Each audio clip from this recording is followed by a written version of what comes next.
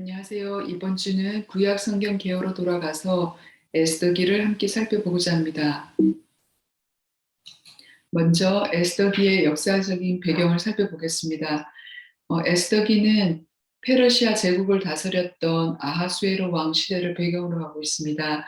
이 왕은 주전 486년에서 465년까지 페르시아 제국을 다스렸는데 또 이 시기는 유다인들이 이방의 땅에 포로로 끌려갔다가 수룹바벨의 인도로 1차로 고국으로 돌아오게 되고 또 에스라의 인도로 2차로 귀환하게 되는데 그 1차와 2차 귀환 그 사이에 일어난 일에 대해서 기록하고 있는 책입니다.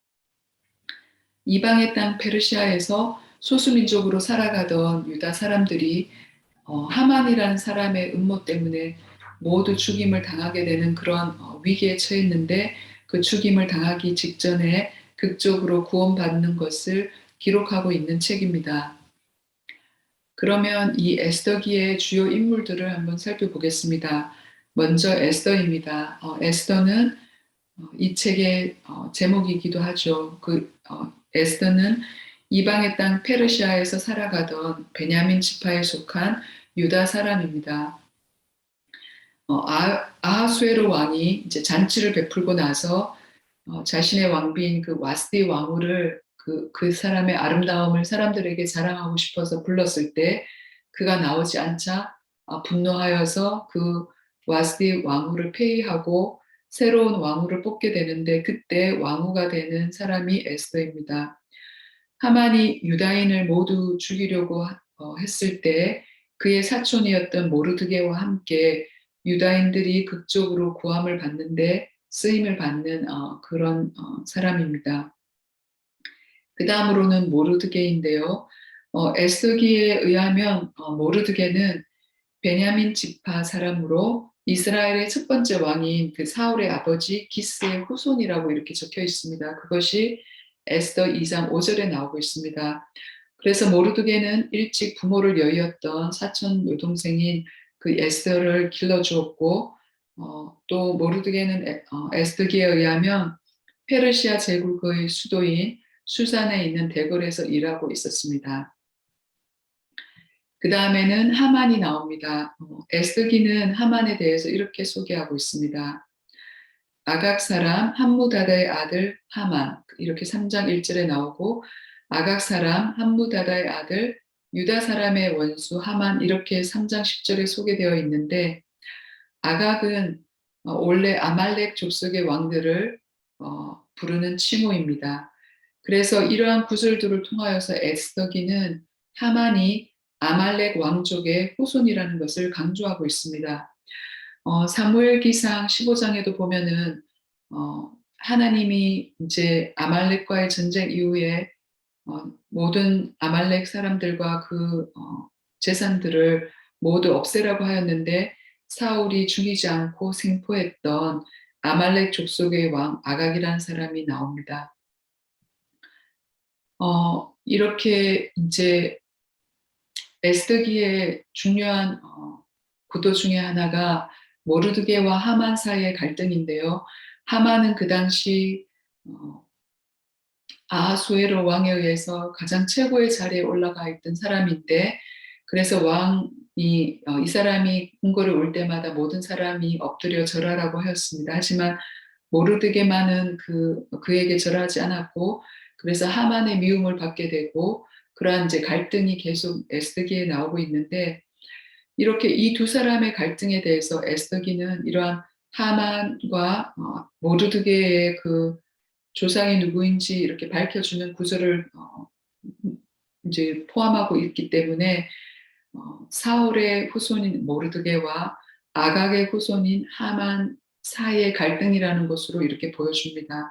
그래서 이 두 사람의 갈등이 그냥 개인적인 갈등을 넘어서 이스라엘과 아말렉 사이의 갈등이라는 그 구도 안에서 살펴보게 하는데요. 사실 이스라엘과 아말렉 사이에는 아주 그 사이의 갈등은 역사가 깁니다.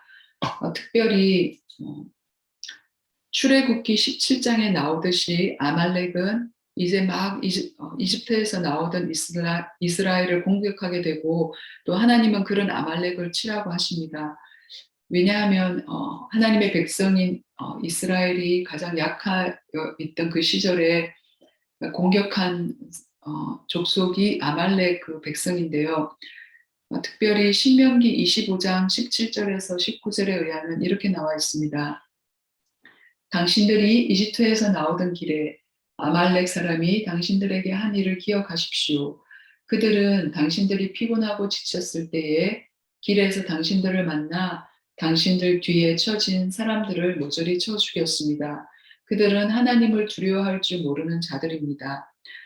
그래서 이렇게 아말렉은 하나님의 백성이 애굽에서 나왔을 때 특별히 피곤하고 지쳐서 뒤에 처져 있던 사람들을 죽였던 하나님을 두려워할 줄 모르는 그런 사람들로 나와 있고 하만은 또한 이렇게 자신이 유다 사람들을 죽이기 위해서 아수로 왕을 설득할 때 이렇게 유다인들의 정체성에 대해서 이렇게 설명하고 있습니다. 이렇게 묘사하고 있습니다.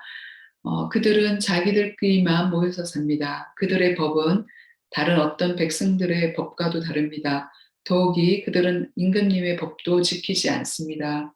임금님께서 그들을 그냥 두시는 것은 유익하지 못한 일이라고 생각합니다. 이렇게 3장 8절에 적혀 있는데요.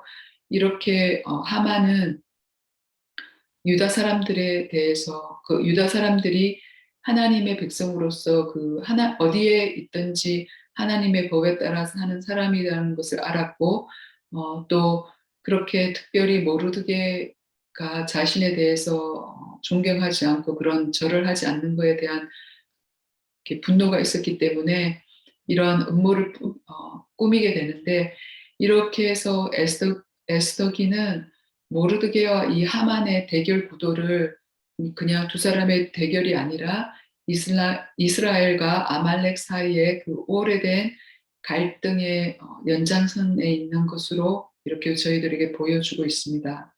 그러면 에스더기의 주요 내용을 살펴보겠습니다. 가장 먼저 에스더기는 온 세상의 역사를 이끌어 가시는 하나님에 대해서 생각해 하는데요. 어, 하지만 에스더기는 하나님을 한 번도 언급하고 있지는 않습니다. 하지만 하나님을 언급하고 있지는 않지만 우연처럼 보이는 이 많은 사건들을 통해서 하나님이 그분의 지혜와 사랑으로 일하고 계시고 또 모든 것을 다스리고 계신다는 것을 보여줍니다. 특별히 하나님이 하나님의 백성을 그 모든 일하심을 통하여서 지키고 보호하신다는 것을 보여주는데요. 에스더기에는 많은 우연처럼 보이는 사건들이 나옵니다. 몇 가지 예를 들면 모르드게가 궁궐에서 일할 때 왕을 살해하려는 모의를 그 사람들이 이렇게 모의를 꾸미고 있을 때 그것을 듣게 되고 그것을 왕에게 알리게 됩니다. 그래서 그러한 일이 2장에 적혀 있고요. 그 다음에 이제 자신이 궁궐에 올 때마다 다른 사람들과 달리 엎드려서 절하지 않는 모르드게에 대해서 이제 미워하게 되고 그렇게 아만은 모르드게를 처형하려는 그 모든 것을 이제 계획하고 모르드게가 처형을 받게 되는 바로 그 전날 밤에 특별히 마침 그날 밤 아수에로 왕은 잠이 오지 않아서 궁중실록을 읽어달라고 합니다. 근데 그 궁중실록을 읽는 사람이 또 마침 많은 부분이 있겠지만 때마침 왕을 죽이려는 음모를 무르드게가 예전에 이제 고발해 준 것이 있다는 그 기록에 대해서 그 부분을 때마침 그날 밤에 읽어주게 됩니다. 그것이 이제 6장에 적혀 있고요. 그리고 이제 이 왕은 그것에 대해서 듣고 그러면 그렇게 음모를 알리고 왕의 목숨을 구해준 그 사람 모르드게에게 상을 주지 않았다는 것을 듣게 되고 모르드게에게 상을 주려고 했는데 또 때마침 그때 하만이 왕궁에 들어오게 됩니다. 그리고 나중에 또 7장에 보면은 하만의 음모가 밝혀지고 이제 왕은 그를 이제 죽이라고 하는데 이 하만이 에스더에게 목숨만 살려달라고 왕비의 그 침상에 엎드려서 액을 하고 있는데 그때 마침 또 왕이 다시 방에 들어와서 그것을 보게 되고 어, 왕후를 범하려는 것으로 보고 그를 죽이라고 하게 됩니다. 그것이 또 우연과 같지만 그러한 일이 7장에 적혀 있고요. 이렇게 많은 우연처럼 보이는 사건들을 통하여서 유다 사람들을 죽이려고 했던 그 하만의 음모가 밝혀지고 그래서 페르시아 제국에서 소수민족으로 살아가던 그 유다 사람들이 몰살의 그 위기에서 그 직전에 구원을 받게 됩니다. 그래서 유다 사람들을 모두 죽이라는 조서를 처음에 왕이 하만의 그 설득에서 써서 보내게 되었는데 그 조서에 반대되는 조서가 다시 내려지고 유다인들은 자신들을 보호할 수 있게 되고 특별히 죽음에서 이제 구함을 받았고 오히려 그들을 죽이려고 했던 하만과 그의 아들들이 죽임을 당하게 됩니다. 그래서 이렇게 하나님은 한 번도 언급되어 있지 않지만 하나님은 그분의 지혜와 사랑을 통하여서 일하시고 그 우연처럼 보이는 모든 사건들 속에서 하나님은 모든 것을 다스리고 계시고 하나님의 백성을 이렇게 보호하셨다는 그런 그 부분이 이제 에스더기에서 첫 번째 주요 내용으로 나오고 있고요. 두 번째로는 모르드게의 확신과 에스더의 용기에 대해서 볼 수 있습니다. 하만이 왕을 설득해서 유다인들을 다 죽이라는 그 조서를 만들어서 각 민족에게 보냈을 때 모르드게와 이제 각 지방에 흩어져 살던 유다인들은 이제 자신이 죽게 되었다는 것을 알게 되었기 때문에 금식하며 울부짖습니다.